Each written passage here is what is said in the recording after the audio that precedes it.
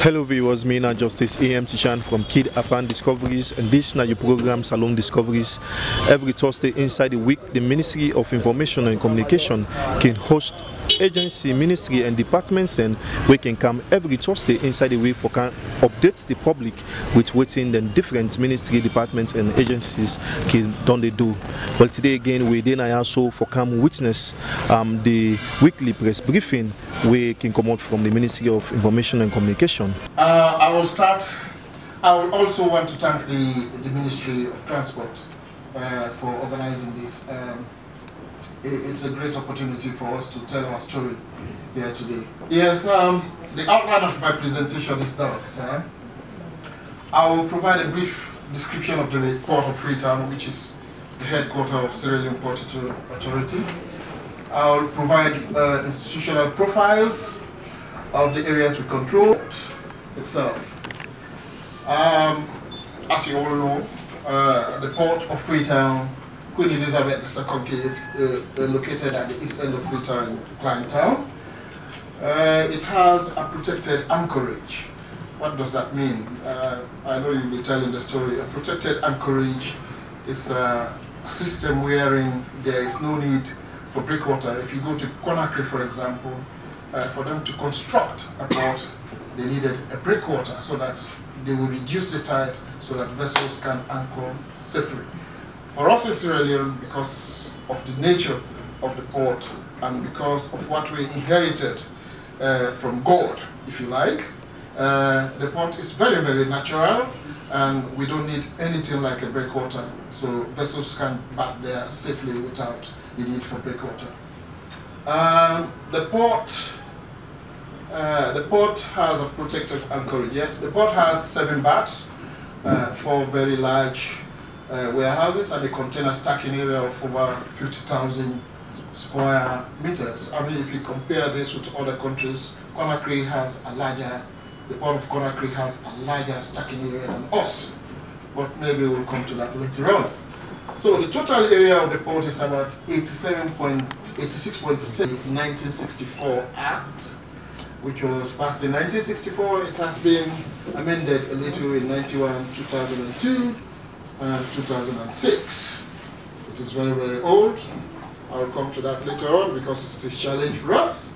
Our main responsibilities include to control all port activities in Sierra Leone. So if there's any port activities that is going on in Sierra Leone, it has to be regulated by port.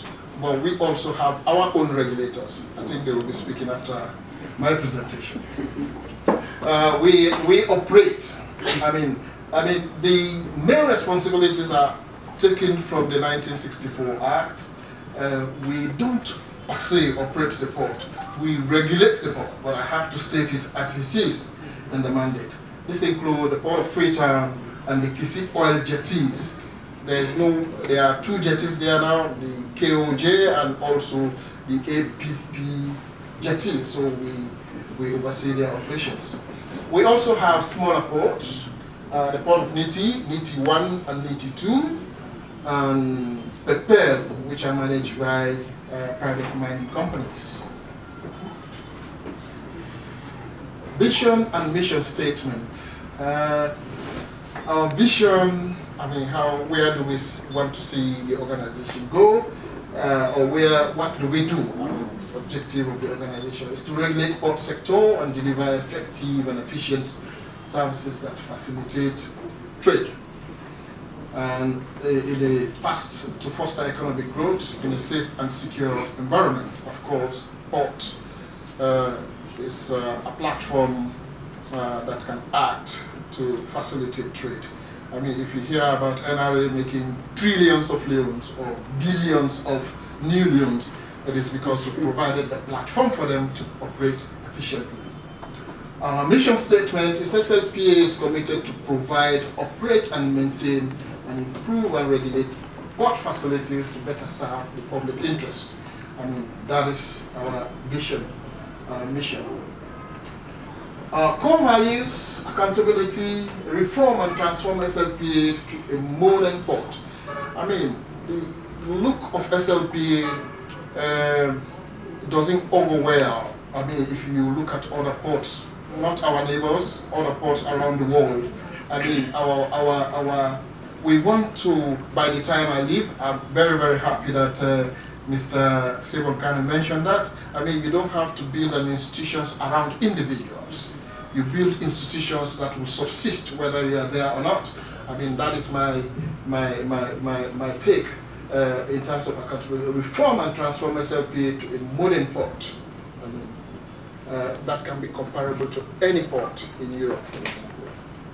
Customer focus, improve on customer service delivery in port operations. I mean, we've worked on that a lot, and it's getting better because we inherited a very wretched system there. Integrity, improve policy support. I mean, we always support government in policy support, but also policies that will change the way how the port looks and the way it operates. Teamwork. I'm very, very proud that I have a wonderful team behind me. I mean, the port can operate seamlessly without my presence, so that is what teamwork is. I don't need to be there. Maybe for critical decisions, they will just give me a phone call and ask what do I think. But I have a very excellent team behind me. Transparency. I mean, port has been known as a place for drug mandate. I mean, we are trying to change that notion as well. We want to be very, very transparent in what we do at the port. Organizational structure, I mean, these are all for you to have a feel of how the port operates. We have a board chairman, of course myself, the general manager, of course, very able deputy general manager, and we have 10 other departments. Come on. Highlights of achievements. I've mentioned this before. Improve the corporate image of the port to ensure that it can compare to other ports around the world. I mean, when I took over the management of the port something like 4 years ago, it was a location where people think it is a place to go and drag. I don't know. I mean, the closer English term for that, hustle. It's a hustler. It's a place for hustling. I mean, go make a living. Even, I mean, if you even talk to managers at the time before, when I took over management, you will hear managers saying when they are going to work, they go hustle. Where are you going to hustle? At the ports. I mean, so we wanted to change that narrative. How do you change that narrative? I mean, you have to engage your staff and tell them that, I mean, port, honest living can be derived from the port by giving you honest service, or you sell your labor to us, we pay you for the labor. Which was why we had to increase salaries by 40% as soon as I got into the port. Increase salaries by 40%. That is a very motivating factor for them to change the internal dynamics of the way the port operates.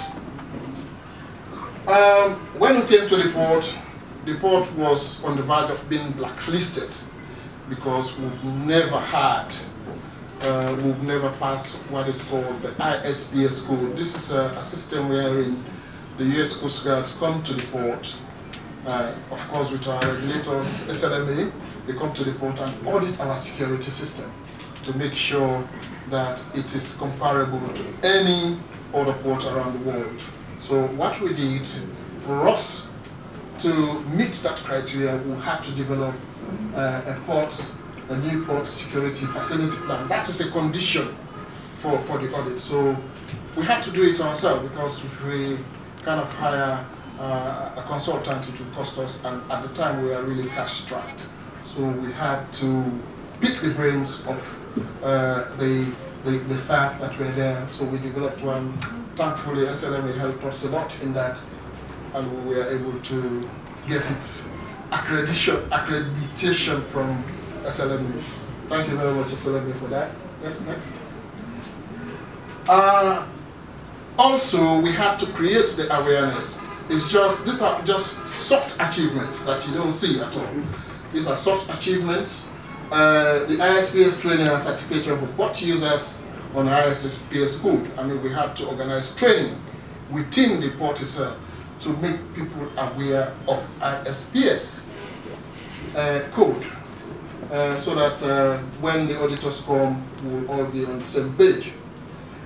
Capacity building for staff in colleges and universities, that is very, very important. There is this vogue around in the world, and even in Sierra Leone, of leveraging on the blue economy. If we are to leverage on the blue economy, it has to be training. I know SLME is taking that very, very seriously, and I can tell you there are countries in the world that depends on the bank. They gave them the money and they invested in their port, and they are where they are today.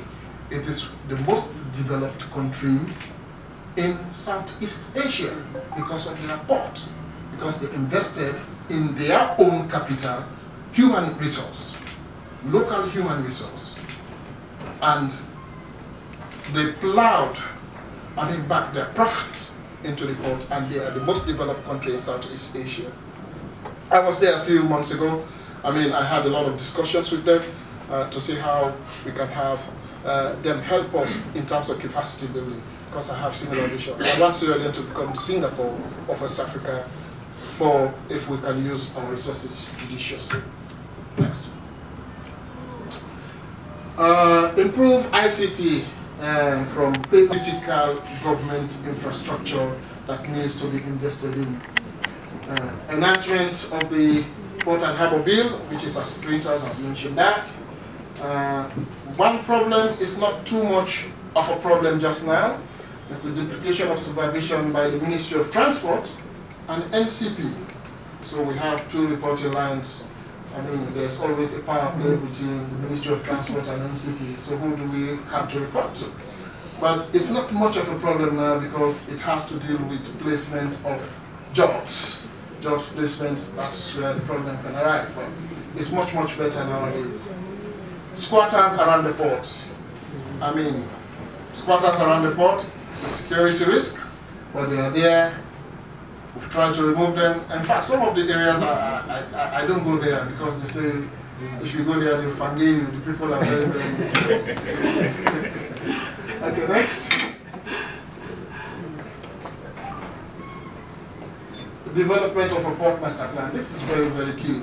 When I came into port management in 2019, so we met a project that was at the tail end. The government of Japan, through the African Development Bank, gave this country a grant of $750,000 for a port master plan to be developed under our opponents. They fought very hard and they killed that project. When I came into office, it was on my table. I tried frantically to resuscitate it. I even told the African Bank Development representative in the country for them to give me just 6 months. I would hire a consultant for them to do a port master plan, but that went dead. They didn't reverse their decision, so we lost that money because of vested interest of some individuals within the former government. Determining the authorities of landed property.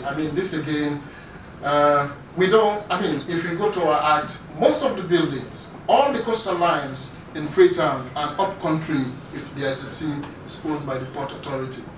But these areas have been, it has been encroached on. Some of them have been sold, but I don't know.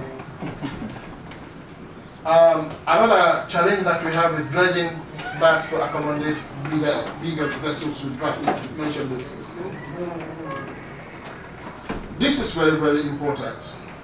The basic infrastructure of the port is owned by this country and all of us.